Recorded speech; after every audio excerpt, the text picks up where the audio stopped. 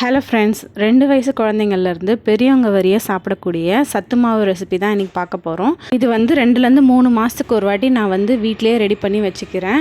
பாப்பாலேருந்து நான் முதல் கொண்டு எல்லாருமே வந்து இந்த ஹெல்த் மிக்ஸ் வந்து கண்டிப்பாக குடிப்போம். மெஷர்மெண்ட்டோட எப்படி பண்ணுறதுன்னு பார்க்கலாம். ஃபஸ்ட்டு ராகி வந்து 1.5 கப் அளவு நான் சேர்த்துட்டு லோ ஃப்ளேமில் வச்சு நல்லாவே வறுத்து எடுத்துக்கிறேன்.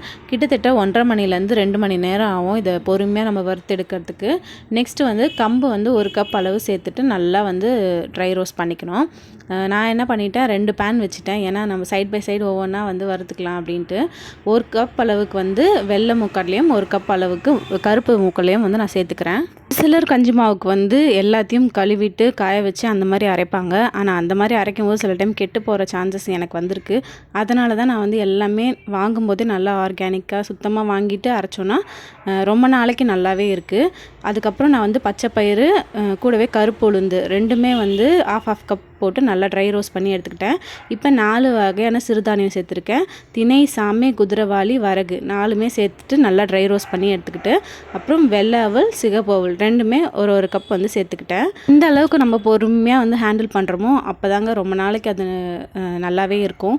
நெக்ஸ்ட்டு 1 கப் அளவுக்கு வந்து வேர்க்கடலையும் சேர்த்துட்டு நல்லாவே வறுத்துக்கிட்டேன். அப்புறம் ஒரு கப் அளவுக்கு மேலேயே வந்து நான் பொட்டுக்கடலை சேர்த்துக்கிறேன். நான் எப்பயுமே வந்து சத்து மாவுலாம் அரைக்கும் போது பார்த்திங்கன்னா ராகி, அதுக்கப்புறம் கொஞ்சம் கடலைங்க, இந்த மாதிரி பொட்டுக்கடலைலாம் கொஞ்சம் எக்ஸ்ட்ராவே சேர்ப்பேன்.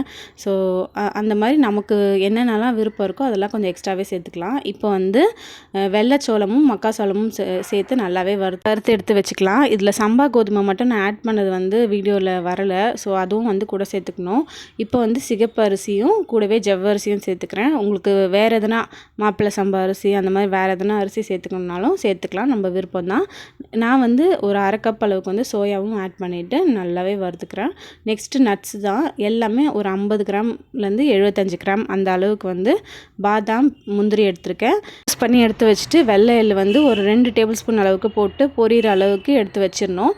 இப்போ பிஸ்தாவும் வால்நட்டும் வந்து ஒரு 25 கிராம் சேர்த்துட்டு கூடவே 15லேருந்து 20 ஏலக்காவும் சேர்த்துட்டு வறுத்துட்டு எடுத்து எல்லாமே நல்லா ஆற வச்சுட்டு அதுக்கப்புறம் தான் நம்ம அரைக்கணும். மாவு வந்து நல்லா ஏர்டைட் கண்டெய்னரில் போட்டு ஸ்டோர் பண்ணி வைக்கலாம். நம்ம கஞ்சாவும் குடிக்கலாம், இல்லை வந்து சத்து மாவு உருண்டையாகவும் பண்ணி சாப்பிட்லாம். இதில் மொத்தமாக நான் 25 ஐட்டம் சேர்த்து தான் இந்த ஹெல்த் மிக்ஸ் ரெடி பண்ணியிருக்கேன். நெக்ஸ்ட் வீடியோவில் பார்க்கலாம்.